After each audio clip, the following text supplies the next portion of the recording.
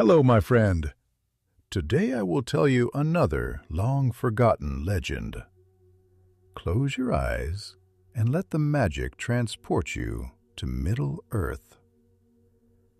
Our journey begins in the deep places of the world, where time flows like slow-mo moving rivers, and the stars hang low in ancient skies. There once walked a being of great power and greater ambition. His name, once fair among the Eor, had been Myron the Admirable. But now the tongues of elves and men whispered another name in hushed tones, a name wrapped in shadow and dread, Sauron. Long had he wandered the forgotten corners of Middle-earth, a creature of cunning and guile. He had been the greatest servant of Morgoth, the first Dark Lord, who in ages past had waged war against the Valor and all the free peoples of the world. And Sauron remained. The ruin of the world had been freed from his dominion, but the scars he left behind ran deep. And Sauron remained. The ruin of his master's fall had driven him into the east, into places unseen by elves or Dunedain, where the bones of the world lay bare. There he watched, he listened, he waited. Time does not erode the will of one who does not sleep, nor does the turning of years wither the mind of one whose heart burns with purpose. He was not broken, not undone. He would rise again. But first, he needed a throne, a kingdom, a fortress from which his will could stretch across the world. He sought a land that would mirror his own spirit, fierce, unyielding, forged in fire. He had roamed far and wide, tracing the ridges of the world's spine, peering into the desolate wastes where even the wind dared not linger. And then he came upon it, a place of blackened earth, with the ground cracked and smoldered with slumbering heat.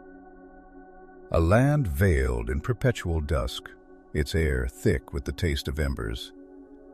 At its heart stood a mountain, tall, jagged, crowned with a wreath of smoke, a mountain that wept rivers of fire, whose breath scorched the sky. Orodruin, the mountain of doom. Here Sauron smiled, a thin, cold smile, untouched by warmth. He had found it, the place where his dominion would begin. Mordor, the land of shadow. Sauron did not arrive alone. With him came his followers, creatures of darkness, the remnants of Morgoth's hosts who had fled into the nameless places when their master fell. Orcs, trolls, men from distant lands who had worshipped the Dark Lord of old. They came drawn like moths to the remnants of his power, their hunger fierce, their loyalty born not of love, but of fear. Among them was Luke, an orc chieftain who had once led the forges of Angband, Morgoth's black fortress in the north. He was ancient even for his kind, his skin like old leather, his hands scarred from years of shaping cruel weapons in fires hotter than the sun. He had seen the fall of the first Dark Lord. He had seen ruin come to their kind. But now he was another who would lead, another who would raise them from the ashes. Vakru knelt before Sauron, his eyes burning with something between reverence and terror. "Lord of Gifts," he rasped, using one of Sauron's many names. "What would you have us build?" Sauron looked upon him, his gaze like molten gold, piercing and deep. "A tower," he said. "A fortress greater than any that has come before. A citadel from which my will shall rule the world." His voice was smooth as oil, heavy with promise, edged with steel. We will raise bearer. And so, beneath the shadow of Orodruin, the work began. The land itself fought them at first, for Mordor was a place of wrath and fire. The air was heavy with smoke, the rivers dry, the sky a great furnace red and unyielding. No birds sang, no trees grew. The ground trembled, restless with the deep fires that slumbered below. But Sauron was patient. He had shaped the world before. He knew its bones, its veins, its heart. Great slabs of black stone were carved from the mountains, dragged by endless lines of orcs, their backs bent beneath the weight, their hands raw from toil. The sound of iron striking stone rang across the land like the beating of war drums. Smoke rose into the air, thick and choking, mingling with the ever-present gloom. And Sauron watched. He did not rest, nor did he falter. He stood upon the slopes of Mount Doom, his arms crossed, his piercing eyes never straying from the work. His form, tall and imposing, was clad in black armor that gleamed like polished obsidian, a presence that could not be ignored, a will that could not be denied. For Sauron was no mere king, no warlord bound by mortal needs. He was a Maya, a being from beyond the circles of the world, his power woven into the very fabric of creation. He did not tire, he did not waver, and neither did those who labored under his gaze. The orcs worked without pause, the great forges roaring, their fires painting the land in a terrible glow. Foundations were laid deep into the bedrock, reinforced with spells dark and unyielding. The first stones of Barad-dûr were set, massive slabs of obsidian fused with sorcery, bound with malice. Elec wiped the sweat from his brow, looking up at the rising tower with a mixture of awe and fear. This was no mere fortress. This was something more, a place woven with power, a heart of shadow. It was as if the land itself bent to Sauron's will, shaping itself to his vision. And deep within the growing walls, beneath the very roots of the tower, Sauron walked alone. He ran his hands along the cold stone, whispering in the black speech, binding it with spells unseen. Here, in this chamber that none would ever gaze upon, he would weave his greatest work.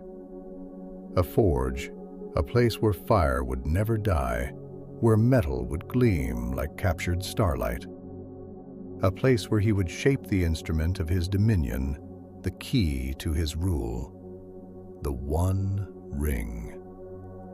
But that was a tale for another night. For now, the tower rose, stone by stone, shadow by shadow, and in the depths of Mordor beneath the ashen sky, the dark heart of the world began to beat once more.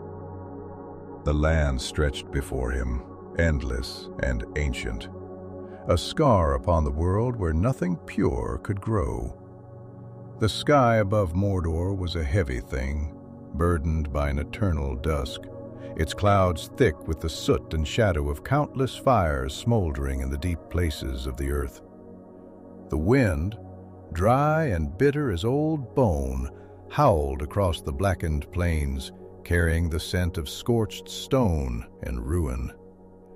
There was no bird song, no whisper of green things stirring in the breeze, no murmur of water running through the veins of the land. Only silence, thick and suffocating, broken only by the occasional distant crack of the mountain's breath. As Orodruin rumbled in its sleep, Sauron stood atop a jagged rise of rock, his cloak shifting like the night itself. his golden eyes piercing the horizon with a gaze that was not merely sight, but understanding. He did not merely look at the land, he beheld it, felt it, knew it. He traced its lines with his mind, its faults and hollows, its hidden strengths buried beneath leaks of stone. He knew where the roots of fire coiled in the deep places, where the magma slumbered in the blackened veins of the earth. He knew where the ancient rivers had once run, their beds now long dry, where the bones of the world had cracked and settled over eons, forming the jagged teeth of the Efeldwath. This place had waited for him, though it did not yet know it. This was his land now, and he would make it his throne. Behind him, Lucric stood in weary silence, watching the Dark Lord in his stillness. The old orc did not pretend to understand the depth of his master's thoughts, nor did he attempt to. To him, Sauron was like the mountain itself, unfathomable, terrible, vast. But even mountains could crumble. He had seen great lords rise and fall. He had seen strongholds which once seemed eternal ground to dust beneath the tide of war. He had watched the towers of Angbaband blacken and collapse, had walked among the ruin of Gorthau's past works, shattered and abandoned when Morgoth fell. And so he waited, his fingers tightening around the hilt of the crude blade at his belt, his gaze flickering from the Dark Lord to the landscape stretching before them. It was Sauron who finally spoke, his voice low and measured, as if weighing the very words themselves before granting them to the world. "They will come, in time," he murmured, though his tone was not anxious nor uncertain, but merely a statement of fact, as inevitable as the turning of the heavens. "The new Menorans will come, and with them will come fire and steel, ships upon the waves, swords polished in the forges of westernness, and the elves. Yes, they will watch. They will whisper to one another in the halls of Lindon, behind their white walls, beneath their trees of silver and gold. And they will call me by many names, all of them spoken with fear. Some will counsel patience, some will urge war, but none will remain idle forever." His lips curled, though the expression did not reach his eyes. "They will call this place cursed, and in their songs they will weave dark tales of it. But no curse is greater than the will that bends the world to its shape, and no song can undo what I shall make here." Lug shifted his weight, uneasy beneath the heavy words. "The elves," he growled, spitting onto the ground as if to rid himself of the very taste of the word. "Cowards. They whisper and they wait, but they do not strike when they should. They let Morgoth build his fortress. Let him shape Angband to his liking. Let him spread his shadow across the world. And when at last they moved, they were too late, and the world burned for it. They will wait again, and we will grow strong." Sauron turned his gaze upon him, slow and deliberate. And though his face was unreadable, something in his eyes, something cold and knowing, made the orc take a half-step back. "And is that what you believe?" Sauron asked, his voice a blade so fine it could carve thought from illusion. "That they waited, that they watched, that they allowed my master to rise unchecked, foolishly, blindly?" Gru hesitated, but only for a moment before straightening his hunched shoulders and meeting the Dark Lord's gaze.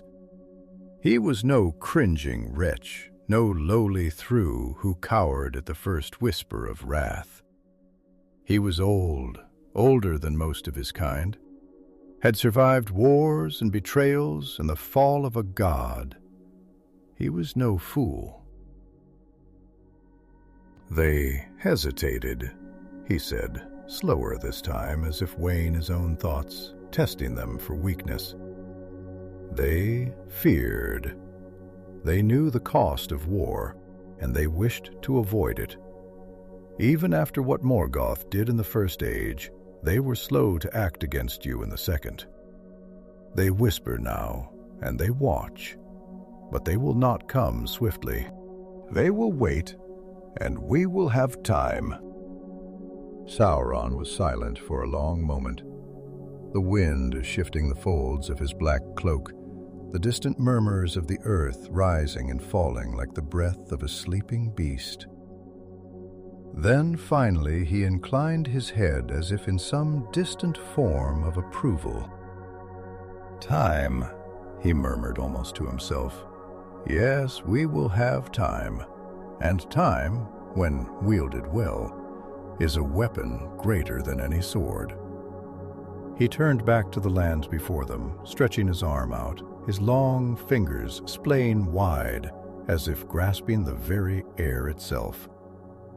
And in that moment the land seemed to stir, as if something deep beneath the surface had heard the call of its new master. The wind shifted. The smoke from the mountain curled in a new direction, and the air itself grew heavy, thick with a nameless tension.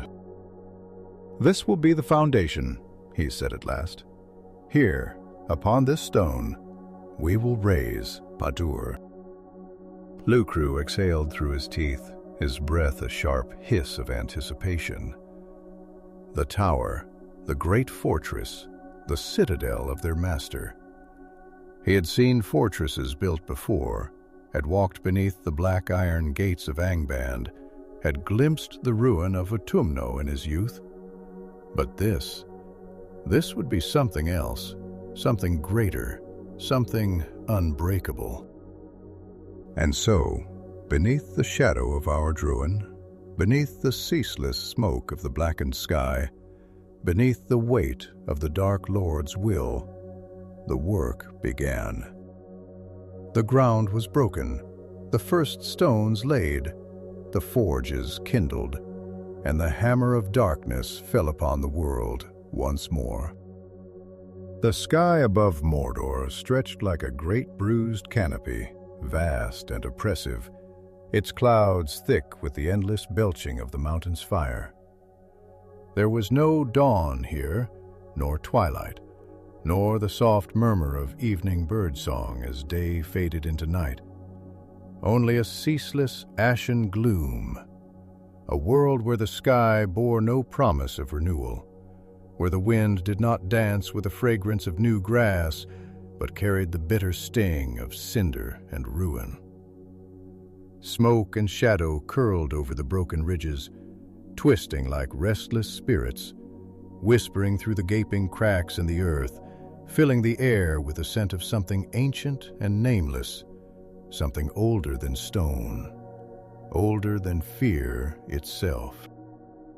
And in that great silence, beneath the brooding weight of heaven, the first stones of Barad-dûr were laid. They were not placed by gentle hands, nor lifted with the careful reverence of builders shaping something fair. No, here there was no poetry in the work, no melody in the toil, only the relentless pounding of hammers, the groan of stone upon stone, the ceaseless wail of iron dragged from the bowels of the world. The land itself was turned to Sauron's will, bent and broken, reshaped by the labors of those who knew only obedience, who toiled not with hope, but with the heavy burden of necessity. Orcs, twisted and wretched, their backs bowed beneath the weight of iron and stone, labored under the lash of cruel overseers, their breath hot and ragged in the heavy air. Trolls, slow-witted and immense, heaved massive slabs of obsidian, their movements ponderous, their hands raw from the cutting edges of the black rock. The sounds of their work rose into the air, blending with the distant, restless breath of Orodruin, a cacophony of forging and fire, of building and breaking, of creation born not from love, but from dominion. And still he watched. Sauron stood upon the jagged rise of a crumbling outcrop, his figure a silhouette against the roaring sky, his cloak shifting like the whisper of midnight winds. His hands, long and pale, rested upon the hilt of a dark blade, his fingers idly tracing the patterns wrought into its steel.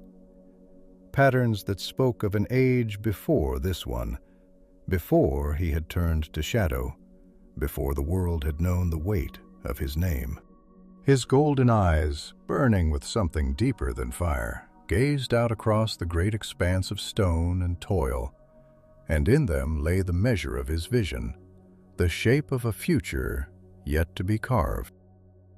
Lordofther, his armor stained with soot and sweat, climbed the rise with slow, deliberate steps, his breath coming in short huffs, though whether from exertion or unease he could not say. His old bones, hardened by years of war and servitude, ached with the weight of time. Yet it was not the labor of stone that made him weary.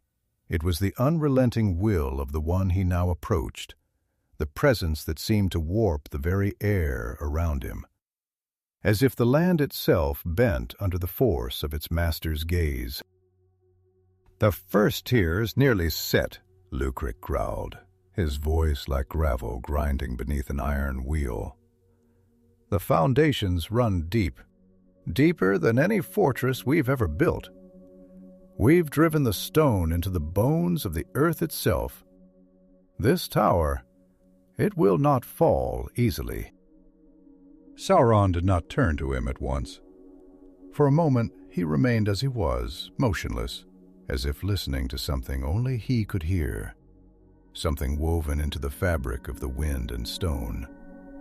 Then, at last, he spoke, his voice quiet, smooth as polished obsidian, yet carrying with it the weight of something vast, something immovable. "It will not fall at all." Lug frowned, shifting his weight, the iron plates of his armor clinking softly with the movement. "Nothing stands forever," he muttered, almost without thought. "Even the greatest strongholds crumble. I have seen them fall. I have walked through their ruins." Sauron turned to him now, slowly, his golden eyes catching the dim light and holding it as if it bowed to his presence. "You have seen ruins, yes," he mused, his voice threading through the air like the low murmur of a distant storm. "You have walked among the bones of falling kings, seen the dust of empires long since spent. You have witnessed towers once proud, blackened by fire, shattered by war, and yet you still do not understand." Baruk shifted uncomfortable beneath that gaze, beneath the quiet certainty that lay beneath those words, a certainty that was not born of arrogance nor of blind faith, but of something deeper, something that had weighed and measured the world and found it wanting. Sauron stepped forward just enough that the wind caught the edges of his cloak, sending it billowing like a shadow given form. "A tower of stone," he continued, his voice low but firm, each word deliberate, as if carving them into the very fabric of the world. "A fortress of iron, a kingdom bound by walls and gates. These things are fragile. They can be broken. They can be undone." He lifted a hand, fingers curling slightly, as if shaping the air itself. "But what I build is not mere stone. It is not iron, nor mortar, nor wood. It is will." His fingers tightened, a slow, precise motion, as if grasping something unseen, something vast and terrible. "Will does not break," he said. "Will does not crumble. It bends the world to its shape. It does not fall. It only grows." Luke exhaled slowly, his grip tightening on the hilt of his blade, though whether in understanding or unease, he could not say. "And what of the others?"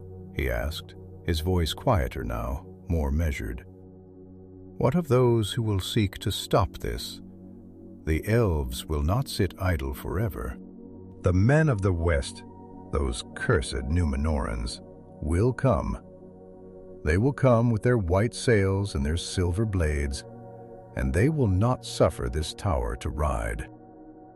Sauron smiled, though there was no warmth in it, only something cold and knowing, something that saw beyond the present, beyond the lines of battle yet to be drawn.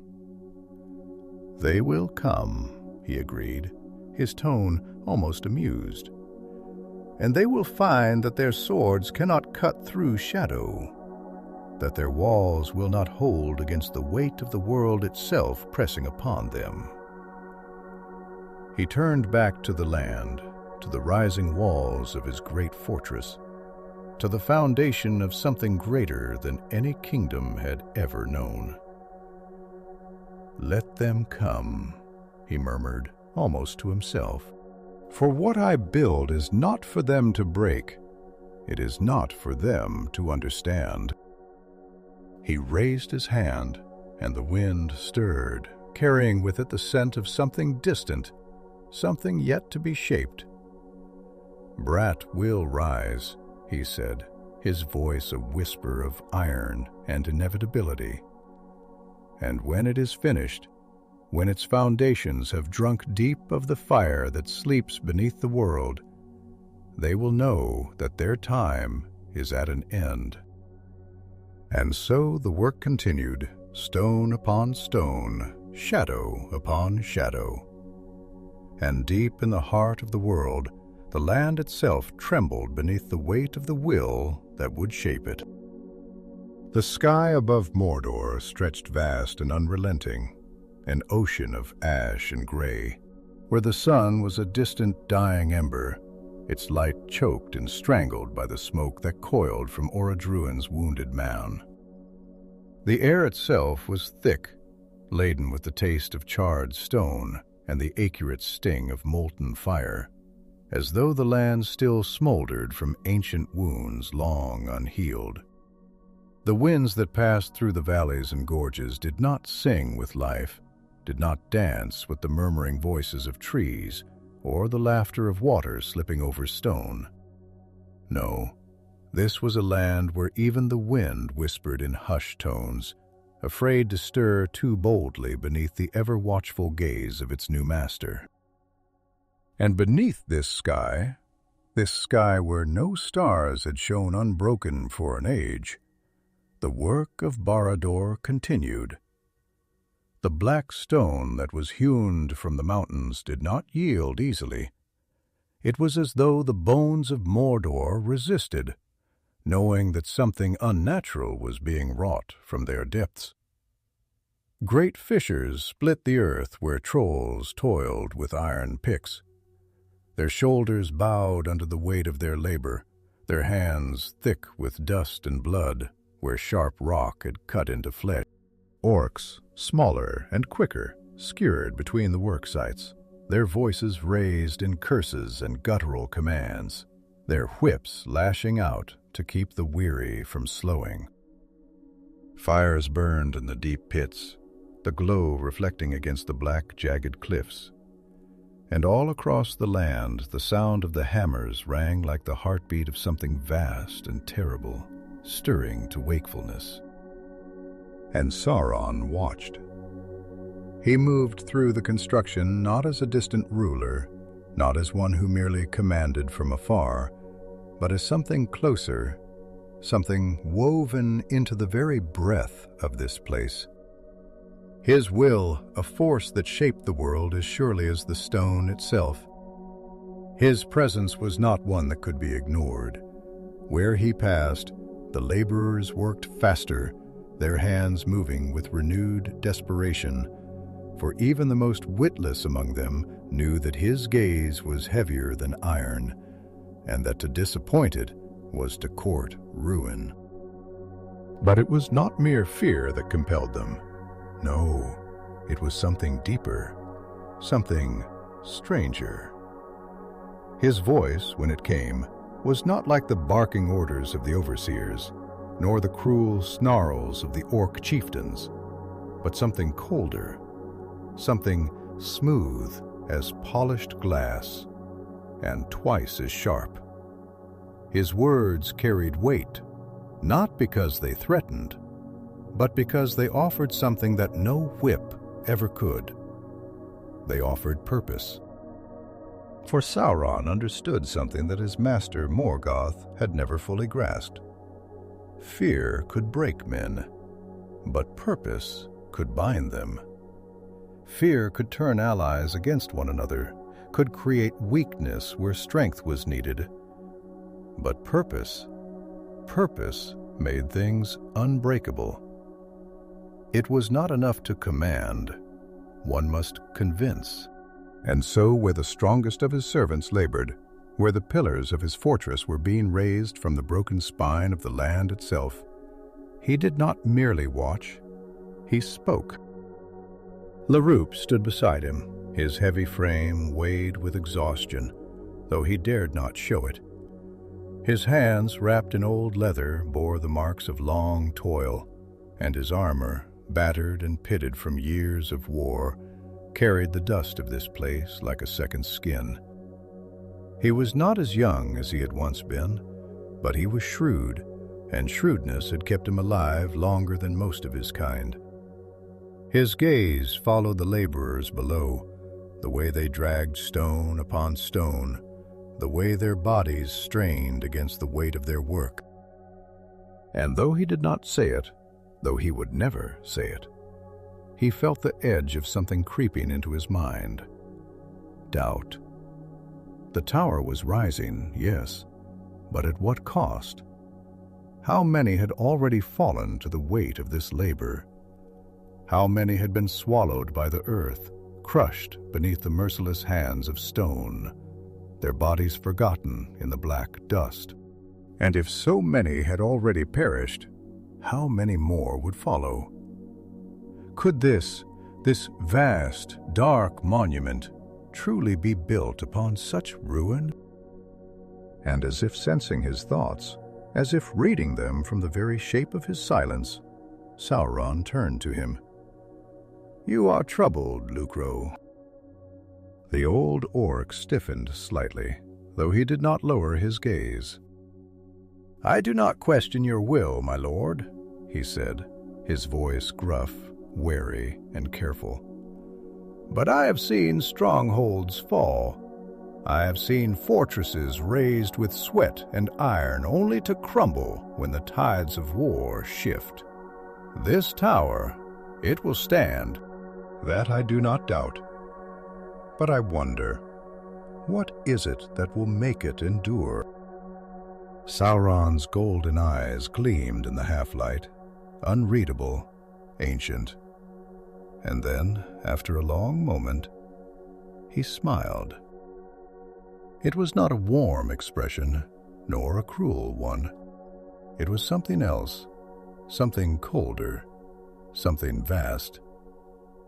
"Tell me, Leroup," he said, his voice low, almost thoughtful, as though the conversation were a luxury, an indulgence he rarely allowed himself. "What do you believe makes a thing eternal? Is it strength? Is it stone, iron, walls that cannot be breached?" He gestured toward the rising pillars, toward the massive slabs of obsidian being bound with mortar that have been mixed with the blood of countless hands. "If walls alone were enough to withstand the tides of time, then there would be no ruins in this world." Lucro was silent for a long moment. Then slowly he exhaled. "Fear," he said at last. "Fear is what keeps things from falling." Sauron tilted his head slightly, considering him. "Fear is a useful thing," he agreed. "It binds men to their masters. It makes armies march even when their bones ache with weariness. It can hold the line, keep the sword in a trembling hand when all else would make it fall. But fear alone is fleeting. It is a flame that burns bright, but it consumes itself in time. No, Lugru, it is not fear that makes things eternal." He stepped forward, his gaze sweeping over the great blackened stones that would form the heart of his tower. The tower that would outlast them all. The tower that would rise higher than any had before, until it touched the very will of the world itself. It is dominion. Luck frowned, his thick fingers flexing at his sides. Dominion. Sauron turned to him, and now there was something in his expression, something fierce, something radiant, something vast and burning, not with the fire of Orodruin, but with a fire deeper than that, a fire that had no name. "Dominion," he repeated, his voice a whisper, but one that seemed to tremble in the very air. "To shape the world to your will, so that it remembers your hand, even when you are gone.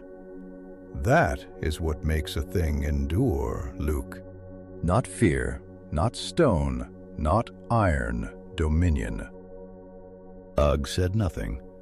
He only nodded slowly, though whether in understanding or in reluctant acceptance, even he did not know. And as they stood there, beneath the endless shadow of that sky, the first stones of Barad-dûr drank deep of their master's will, and the tower slowly began to rise. The land groaned under the weight of its new burden. The sky choked with the black breath of forges that never slept, the air thick with the scent of iron and blood, with the acrid bite of molten rock and the choking dust of crushed stone. The very ground seemed to tremble beneath the endless march of labor, as if resenting the touch of the creatures that now tore into its bones, reshaping its surface with hammer and chisel, with lash and fire. Mordor, once a land of barren desolation, now seethed with purpose, with motion, with an urgency that pulsed like the heartbeat of some vast and terrible thing stirring from slumber. The foundation of Barad-dûr stretched outward in all directions, a lattice work of iron and stone driven deep into the rock, its supports reaching downward into the veins of the earth, seeking something solid, something unshakable upon which to build.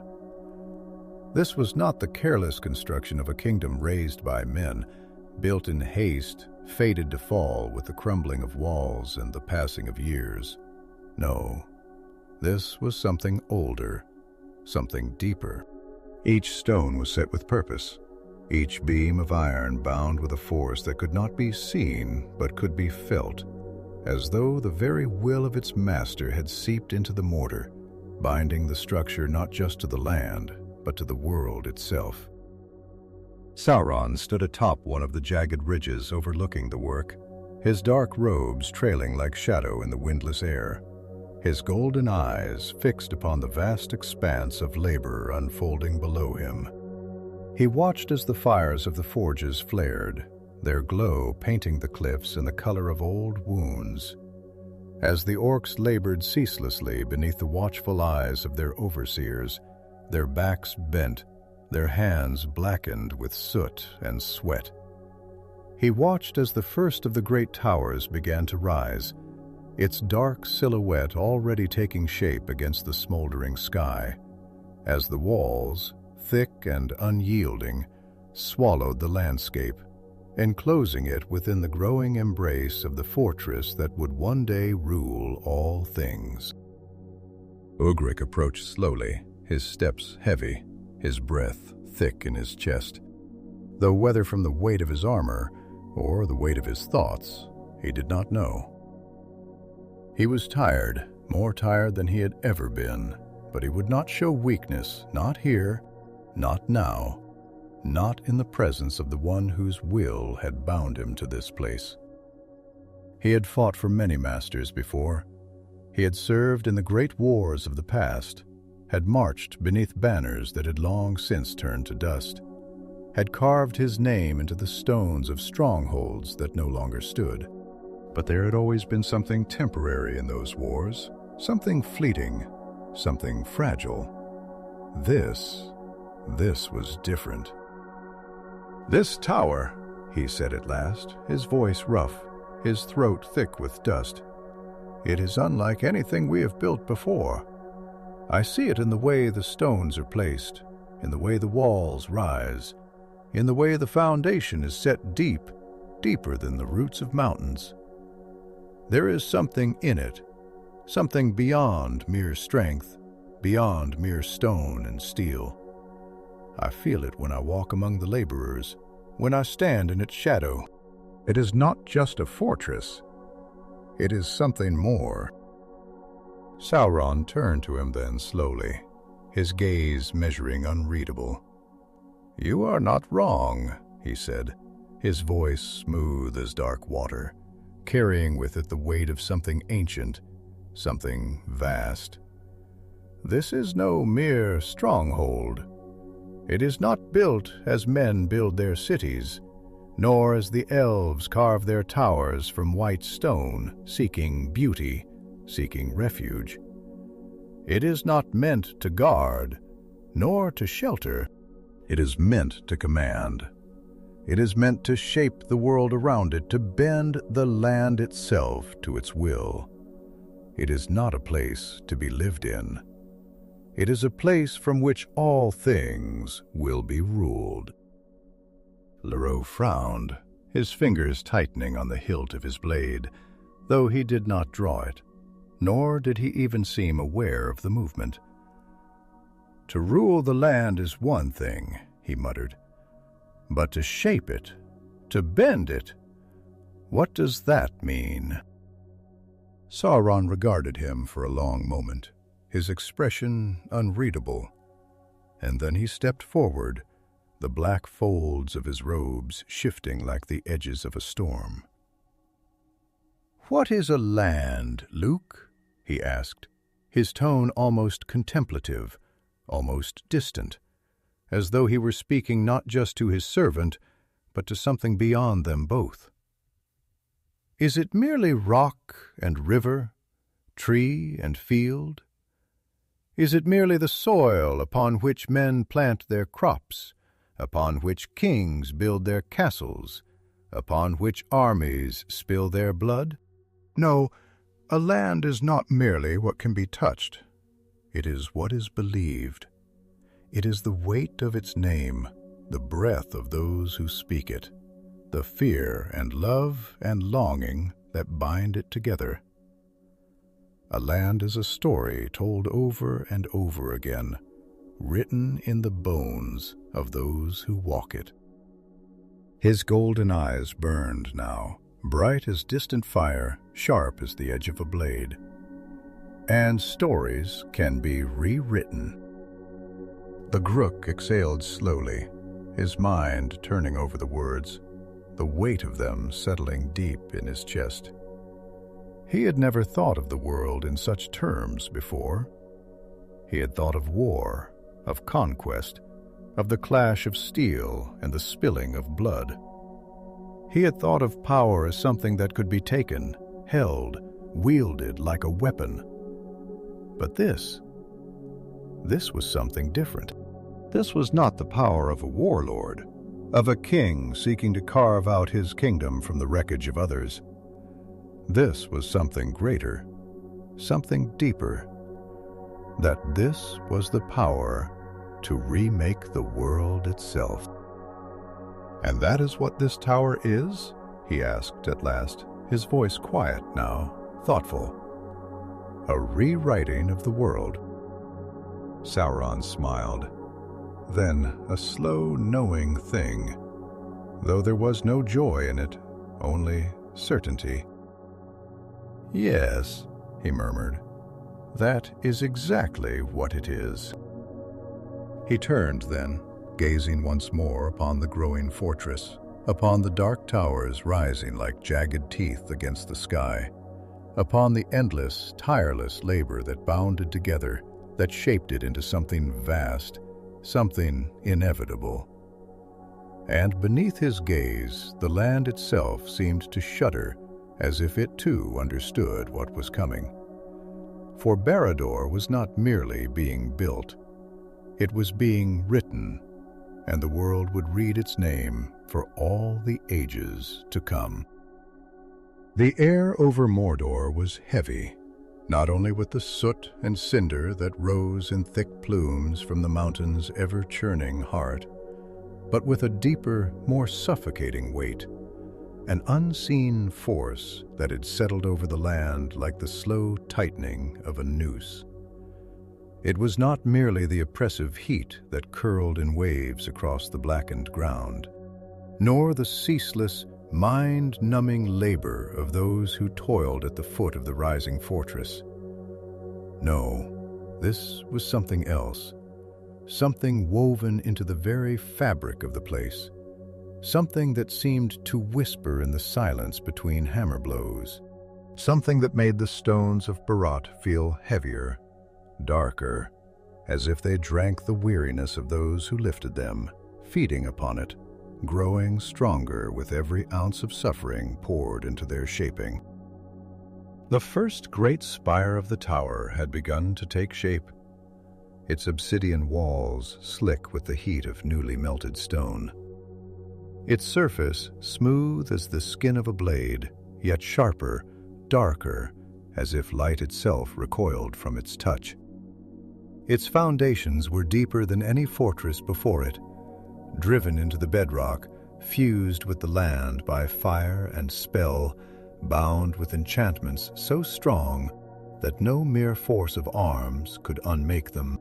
No storm would shake it, no siege would breach its walls, no power born of flesh and will alone would ever bring it to ruin. And yet it was not the tower itself that made the land tremble, not the towering black walls, nor the countless forges glowing beneath its feet. It was the presence of the one who willed it into being. Sauron stood upon the newly raised battlements, gazing down at the growing expanse of his dominion, his golden eyes gleaming like molten coins in the dim, smoldering light. He did not move as others did not shift his weight or breathe with the heavy exertion of those who labored below. He was utterly still, as though he had become one with the very air, as though his being stretched beyond the limits of flesh and form, threading itself into the world, merging with it, bending it to his purpose. The wind that rose from the mountains did not touch him, nor did the swirling ash cling to his robes. He was like a shadow cast upon the land, a thing apart, something neither living nor dead, something that existed beyond the simple fleeting burdens of the body. Cower or shrink as so many of his kind did. He did not cower or shrink as so many of his kind did when the Dark Lord's gaze fell upon them. Nor did he stumble over his words, as the lesser captains often did when called to report. Fear was a thing he had long since mastered, had worn it like a second skin for so many years that it no longer dictated his actions, no longer made his hands tremble or his voice falter. No, it was not fear that made his breath heavy as he stood before his master, not fear that made his mind race with thoughts he did not dare voice. It was something else, something deeper. "The lower halls are near completion," Lucro said at last, his voice rough as crushed stone, though steady. "The workers move faster now. The ones who have lived through the worst of it, those who have seen their kin fall beneath the weight of the stones they carry. those who have felt the bite of the whip and the burn of the forges. They do not waste their strength anymore. They know what is expected of them. They do not fight the work. They let it shape them.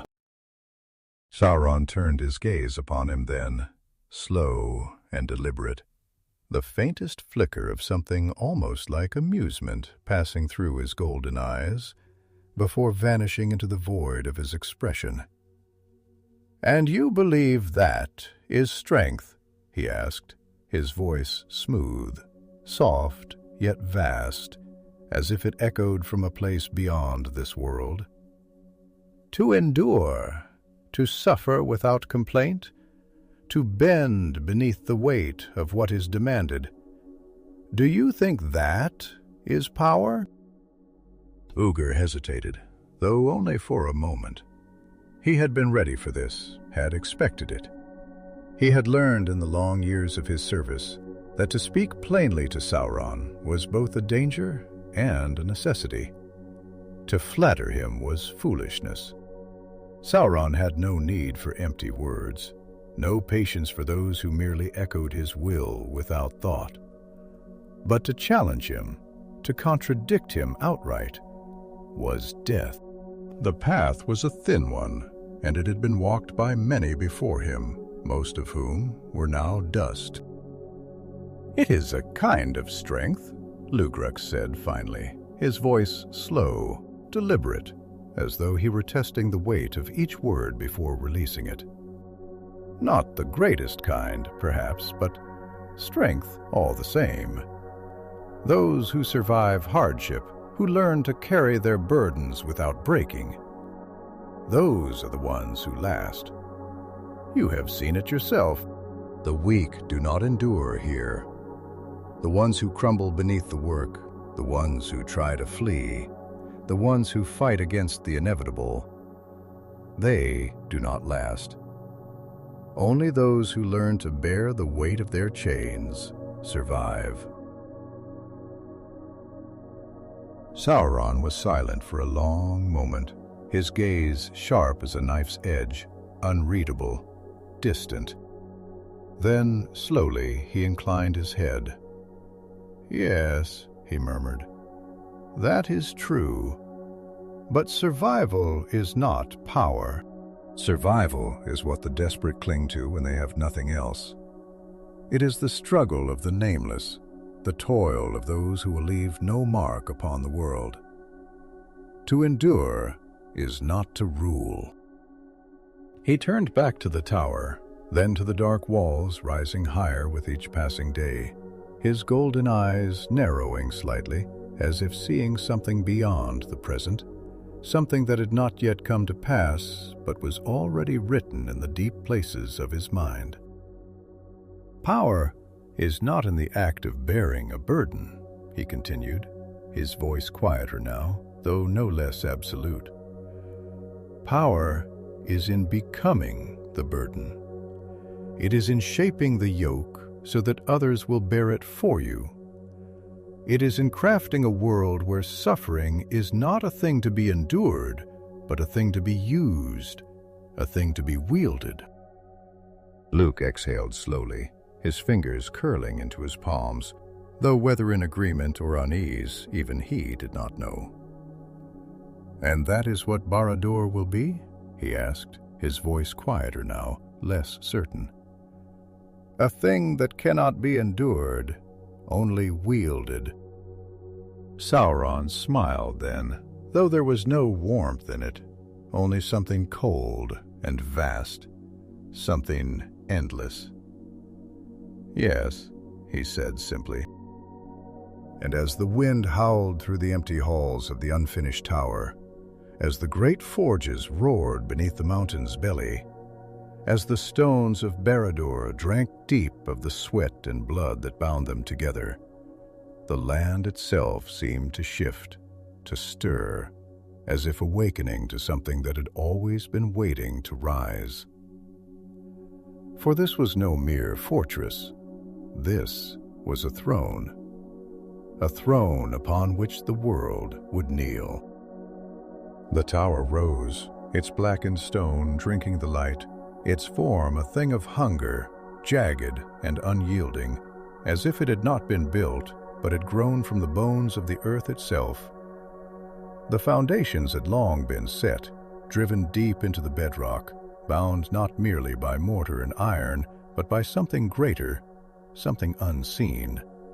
Threads of will woven into its very structure, chains of dominion forged in secret, unseen, unbreakable. The work never ceased. Beneath the smoldering sky, beneath the ever-present shroud of soot and shadow that thickened the air like the breath of some unseen beast, the great forges roared in their endless toil, their bellies filled with the molten lifeblood of the mountain. Their fires never dimmed, their embers never cooled. They were fed by the ceaseless march of laborers, orcs, and men. Creatures of dark allegiance, bound not only by chains of iron, but by fear, by necessity, by the cold truth that there was no place for them beyond this. To build Barad-dûr was not merely to shape a fortress of stone, but to carve a new order into the world. Sauron did not merely seek walls that could withstand siege, nor towers that could loom high above the land in defiance of time. Those were the ambitions of lesser kings, men who thought their works eternal, yet whose names were washed away like dust when the tides of history turned against them. No, he had seen such things crumble. He had walked through the ruins of their pride, had traced the remnants of their once mighty halls, now broken and empty, their banners rotted, their thrones abandoned. Strength alone was not enough. Power that relied on strength alone was fragile, doomed to falter the moment strength failed. And Sauron did not fail. He stood upon the highest scaffold of the unfinished tower, a great platform of black stone that jutted out over the vast expanse of Mordor, surveying the work as if he were already seated upon his throne. The air was thick with the scent of iron and burning pitch, heavy with the heat that rose in shimmering waves from the open pits below. He could hear it all, the clang of hammers upon anvils, the harsh bark of overseers driving their workers onward, the labored breathing of those who had worked beyond the limits of flesh and yet still did not stop. The very air here was different, charged with something deeper than mere exertion. It was will made manifest, a force that pulled at the mind, bent the body, shaped those who labored under it into something else, something that could no longer exist outside its grasp. Legru climbed the scaffolding with slow, measured steps, his heavy frame moving with a weariness that he did not allow to show, though he knew his master could see it, could feel it as surely as the heat of the mountain could be felt against the skin. He had not slept in days, though what was sleep in a place where the sky never truly darkened, where the fires never truly dimmed? The very concept of rest had begun to feel distant, irrelevant, like something that had belonged to a different life, a different world. He came to stand beside Sauron, his gaze sweeping over the landscape, over the great rivers of stone and iron being shaped into something terrible and beautiful. He had fought in many wars, had laid siege to fortresses that men had called unbreakable, had seen empires rise and fall beneath the weight of their own ambition. But he had never seen anything like this. It was something greater. It was a wound in the world. A scar carved so deep that it would never fade. A thing that would not crumble, not break, not be undone. "It grows," he said at last, his voice rough, worn, as though the very air here had scraped it raw. Sauron did not turn to him immediately. When he did speak, his voice was low, measured, smooth as flowing metal, yet carrying the weight of something vast and undeniable. "Yes," he murmured, "it grows. It takes shape. It awakens." He lifted a hand slightly, fingers splaying as if feeling the presence of something unseen, something that pulsed beneath the surface of the stone. Something that was not merely structure, not merely walls and towers, but something else, something living, something... Luke shifted slightly, the weight of that word settling over him like a shadow stretching in the firelight. Awakens. He had seen many things, had fought in the name of many masters, had watched as cities burned and strongholds fell. But there was something about Barad-dûr that unsettled even him.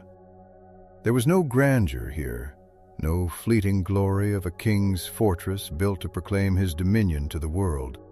There was something deeper, something colder, something that did not merely seek to impose its will upon the land, but to merge with it, to become part of it, to shape it from the inside out. "This tower," Lordofther muttered, his voice quieter now, more thoughtful, as if he were speaking not only to his master, but to himself. "It feels different from Angband, from any stronghold I have ever seen. It is not just a thing that is being built. It is a thing that is becoming." Sauron's gaze turned to him, and for a long moment he said nothing. Then at last he inclined his head slightly, the faintest glimmer of something almost like amusement flickering behind his golden eyes. "You begin to understand," he murmured. "Hangand was Morgoth's fortress, but it was only a fortress, a place of war, of destruction, of raw power unleashed. It was a hammer, nothing more, loomed high above the plain, casting long shadows that would never recede. But Barad-dûr is not a hammer. It is not merely a place of war. It is a thing that will endure not because of its walls, nor its height, nor its gates of iron, but because it will become the fulcrum upon which the world turns. It will not merely exist within the world. It will change the world itself." Luke exhaled slowly, his thoughts turning over those words, trying to grasp the depth of them, the enormity of what they meant. He had always believed that power was a thing wielded, a thing taken, a thing that existed in the strength of one's hand, in the sharpness of a blade, in the number of warriors who marched beneath one's banner. But Sarah did not speak of power as something held, something grasped. He spoke of it as something woven into the fabric of the world itself, something that could not be lost because it had never been separate to begin with. "And when it is finished," Elrose said after a long moment, his voice quiet now, reverent, weary, as though speaking the words aloud made them more real. "What will it be?" Sauron smiled then, slow, knowing, his golden eyes glinting in the firelight. "It will be the axis upon which all things revolve," he murmured. "It will be the place from which I do not merely rule, but reshape." And as the wind howled through the scaffolding, as the stones of Barad-dûr stood silent and unyielding beneath the weight of that will, Luke felt for the first time that he was not merely standing in a fortress, but in something far greater, something that did not merely exist in the present, but stretched forward into the ages to come, casting a shadow that would never fade. For this was not merely a tower, it was the heart of an empire that would never fall. The tower loomed higher now, its walls stretching toward the sky as if clawing their way out of the depths of the world, dark and gleaming like the obsidian teeth of some slumbering god, jagged and terrible. The weight of Barad-dûr did not merely press upon the land, it bled into it, into the blackened stones, into the dust that clung to the feet of those who toiled at its base, into the very air that curled thick with the scent of fire and sweat and iron. It was no ordinary fortress, no mere stronghold of war. It was something else, something vaster, something that did not merely exist, but imposed itself upon the world. A thing so heavy with will, so saturated with purpose, that the land itself seemed to warp around it, as if bowing to the inevitable. There was no silence here. There was never silence. The endless ringing of the forges echoed through the canyons and valleys, a cacophony of hammer upon iron, of stone grinding against stone, of the laboring groans of creatures who had long since forgotten the meaning of rest. The mountain, ever watchful, belched smoke and fire into the heavens, sending great plumes of darkness curling into the sky, like the exhalations of some ancient, unseen thing stirring in its sleep. The ground trembled beneath its breath, a deep, rhythmic pulse that beat through the foundations of Barad-dûr, threading through its walls like veins of molten gold, binding it to the land in a way that was neither natural nor accidental. Sauron stood at the highest completed level of the tower, the wind pulling at the edges of his black robes, though it did not truly touch him. The weight of his presence was enough to still the air, to press it down thick and oppressive, making even the restless smoke hesitate before it curled around him in slow, reverent tendrils. His golden eyes flickered with something distant, something vast, something beyond the sight of those who stood below, toiling in the endless march of his great design. He could see beyond the horizon, beyond the ridges of the Efflu, beyond the wasted plains that stretched in all directions. He could see further than any mortal eye, further than the reach of kings or the ambitions of lesser minds. Luke approached slowly, his broad shoulders stiff with the weight of his years, the lines of his face set deep with something that was not merely exhaustion, but something quieter, something heavier, understanding. He had watched this place grow, had seen the first stones laid, had watched the foundation dig deep into the bones of the world, had seen the fortress rise from nothing, had felt its presence settle over the land like a great and terrible shadow. He had believed in many things before, had fought in the name of many lords, had pledged his loyalty to many masters, but he had never before witnessed something like this, something that did not merely command, but consume. He stood beside his master, staring out across the land, his breath slow, measured, though not out of fear. No, not fear. Something else. Something he did not yet have the words for. "This tower," he began, then hesitated, frowning as if uncertain whether he wished to finish the thought. But Sauron did not turn, did not move, only waited. And so Lugra continued, his voice quieter now, more reflective. "It feels as though it does not rise.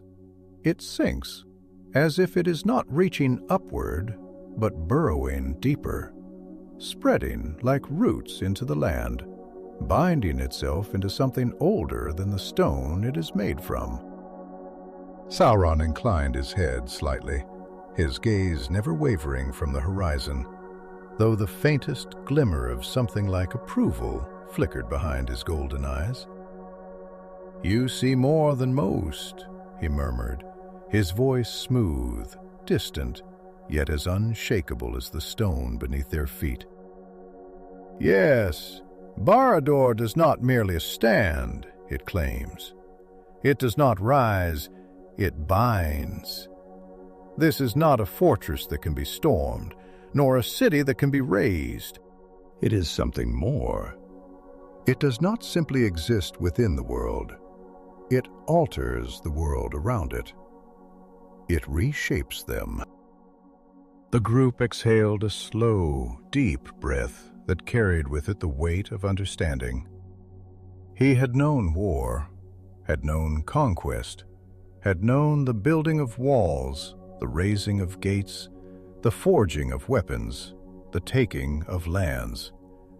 But this was something beyond that. It was not a question of strength, of armies, of fortifications that could be manned, or defenses that could be breached.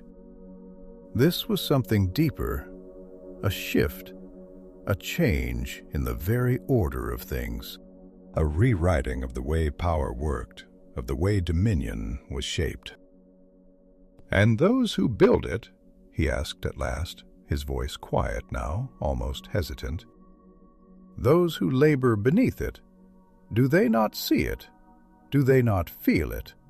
That they are shaping something that is shaping them in turn?" Sauron smiled then, slow and knowing, though there was no warmth in it, only something vast, something inevitable. "They do not need to understand," he said softly, almost indulgently.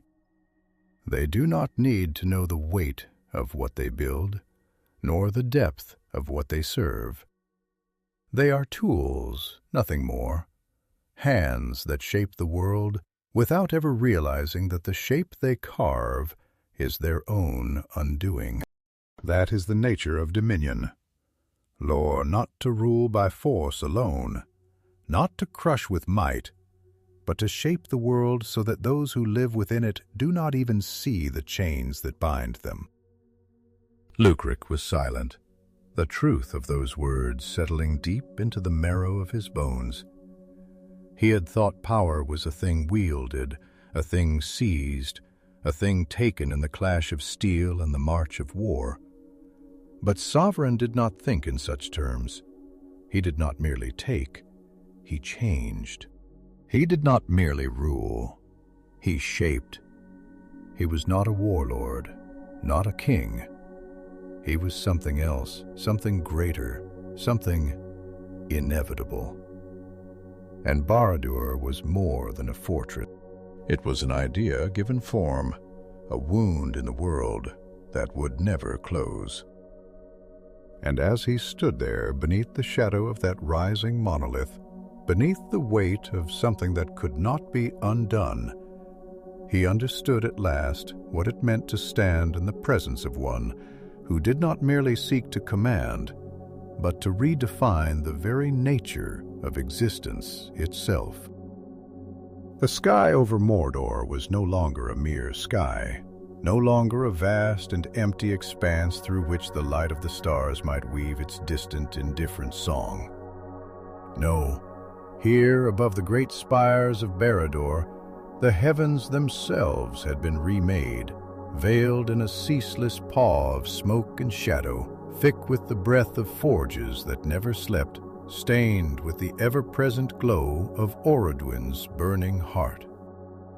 The air was heavy, not only with the weight of soot and heat, but with something deeper, something unseen, something that coiled through the stones of the fortress and the very land itself, binding all things to the will that had shaped them.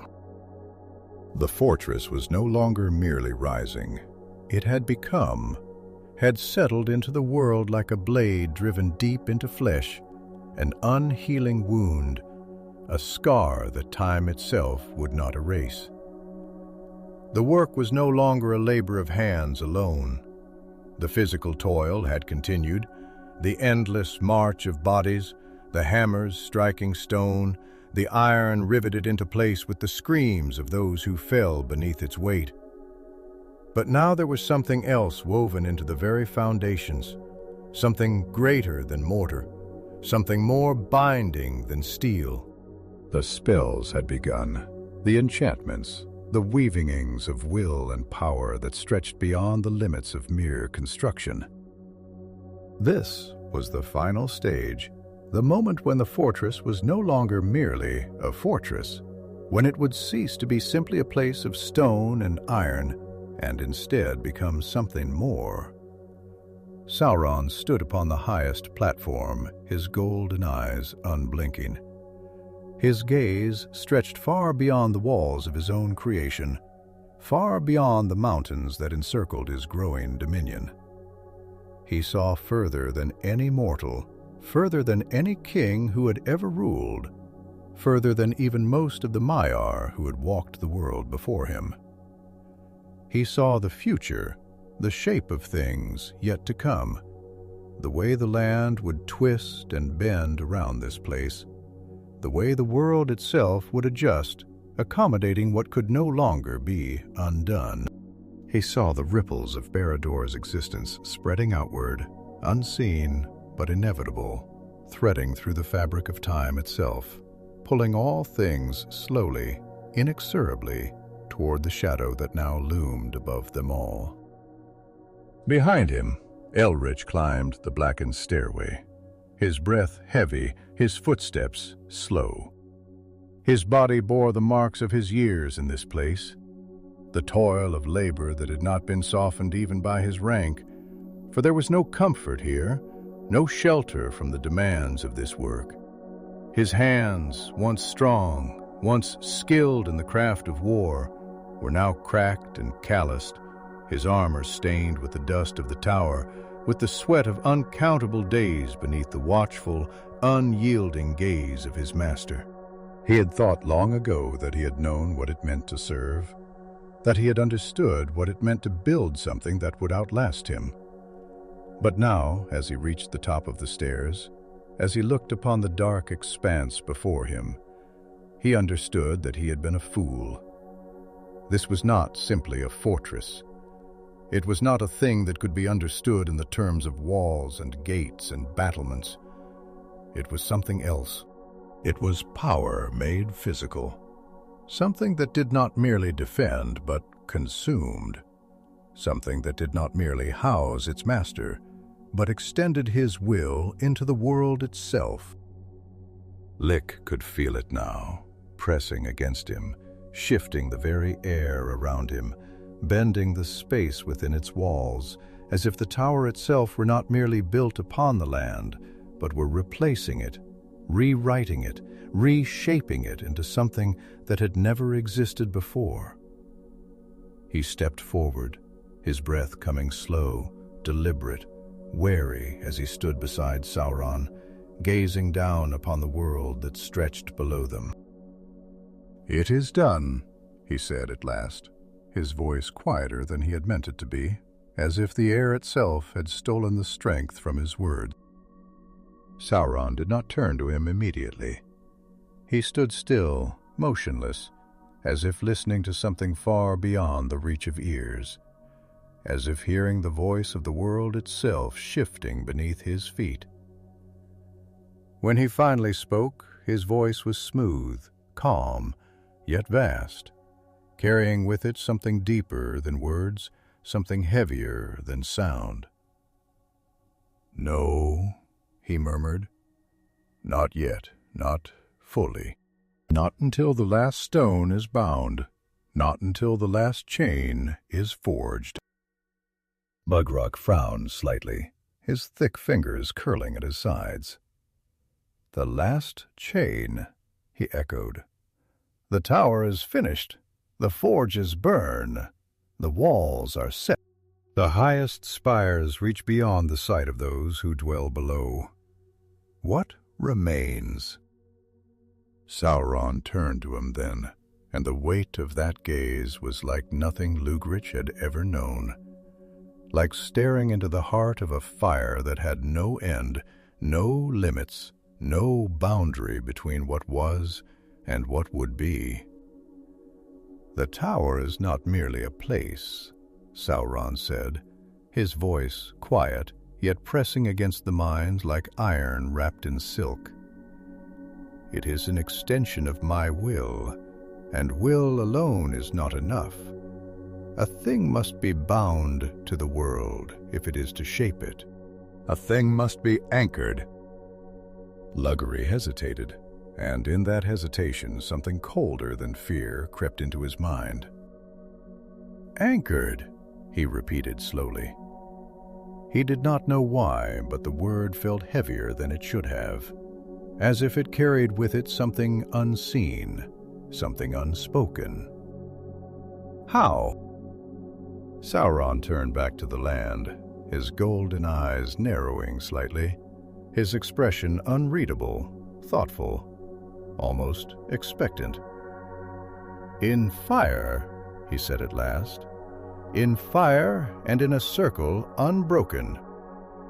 Brooke did not know what that meant, but he felt something stir within him, something uneasy, something that made his breath come slower, his chest feel tighter. He did not question further. He knew, deep in his bones, that there was no answer he could ask for that would change what was coming. And as the tower stood complete, unyielding, terrible in its presence, the final piece of its making had yet to be forged. Far below, in the heart of the mountain, in the great churning fires of Orodruin, the last link in the chain that would bind Barad to the world was waiting to be made. And when it was done, when the fire had done its work, when the forging was complete, there would be no one doing it. Not in this age, not in any age to come. Deep beneath the land, beneath the blackened slopes and jagged ridges of Mordor, beneath the towering spires of Barad-dûr and the ceaseless labor that had raised them, there was a place where the world had never cooled, where the bones of the earth still churned with ancient fire. It was a place older than stone, older than the memory of the Eldar, older than the wars of gods and kings. A place that had slept silent and patient through the ages of the world, its heart pulsing with the slow, steady breath of something that had never known stillness. Orodruin, the mountain of fire, the great forge of Sauron. The air within the mountain was thick, oppressive, filled with the scent of burning metal and molten rock. The walls slick with heat, the very stone groaning beneath the weight of its own fury. Rivers of fire slithered through the darkness, their surfaces churning, bubbling, thick with the raw, unshaped essence of the world itself. This was not the tame fire of the forges of men, nor the measured heat of elven smithies, where delicate blades were kissed into shape by careful hands.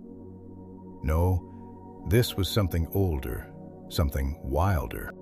A fire that did not yield, that did not wait, that did not serve. A fire that could not be contained, only used if one had the strength to master it. And Sauron had such strength. He stood alone upon the narrow ledge that overlooked the vast molten chasm, his robes still and untouched by the furious heat, his golden eyes reflecting the restless glow below him. He had come here before, long ago, when first he had chosen this land, when first he had seen in its broken expanse the foundation upon which his dominion would be built. But he had not come then to forge, only to prepare. Now the time had come. Barad-dûr was finished, its great towers stretching into the sky, its walls impenetrable, its foundation so deeply rooted in the land that it could not fall by mere force of arms. But it was not enough. Strength was not enough. Strength could be broken, power could be taken, but something bound, something woven into the very nature of the world itself that could not be undone. That was what he would forge here. Slowly, deliberately, Sauron lifted his hand, and in his grasp was something small, unassuming, a simple band of unshaped gold. It was nothing yet, a mere trinket, a piece of unworked metal as meaningless as the discarded coins of mortal kings. But it would not remain so.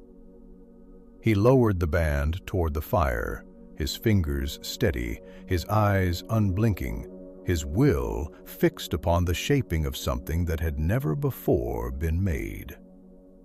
As the molten glow reflected upon its surface, he began to speak, not aloud, not in words that could be heard by any ear, but in the deep language of the world itself, in the tongue that only those who had walked beyond the circles of time could know. The air thickened, the heat swelled, the fire listened, and the gold in his hand was no longer gold alone. It drank the words he spoke, absorbed them, wove them into its very being, until the metal was no longer mere metal, until the fire was no longer merely fire, until the will that had shaped them both had bound them together into something greater, something deeper, something that no force in Middle-earth could unravel. This was not merely a thing of craft. This was something else. A chain, a tether, a shadow stretched across all things. His voice grew louder, the echoes of his words vibrating through the very walls of the mountain, through the rivers of fire, through the roots of the world itself. He poured himself into it, his essence, his thought, his dominion. Every stone of Barad-dûr, every blackened ridge of Mordor, every creature that had ever bent knee to him or ever would, every whisper of fear in the hearts of those who opposed him, all of it was drawn into this one thing, all of it bound together, caught in the unbreakable lattice of his will. And then at last it was done. He lifted the ring from the fire, and though it burned with a light deeper than flame, it did not scorch his hand, did not mar his skin. It was perfect, a smooth band of gold, flawless, unbroken, its surface plain and empty, yet filled with something vast, something greater than anything that had ever been forged by hand. And slowly, as the heat of the fire faded from its surface, the words appeared, words in a tongue known only to him, a tongue of command, a tongue that did not ask but demanded. One ring to rule them all, one ring to find them, one ring to bring them all, and in the darkness bind them. Sauron smiled then, slow and knowing, his golden eyes glinting in the firelight, his fingers tightening around the band that now held more than mere metal, that now held more than mere strength. This was more than a weapon, more than a symbol. This was him, his will, his essence, his dominion given form. And through it all, things would be drawn to him. All things would be seen. All things would be known. The rings of power, the lords of the earth, the minds of kings and warriors and wizards alike, they would all come to him in time, bound by this one thing, by this unseen tether, by the power that had been forged in fire and sealed in darkness. He turned from the chasm, the glow of the molten fire casting his shadow long upon the blackened rock.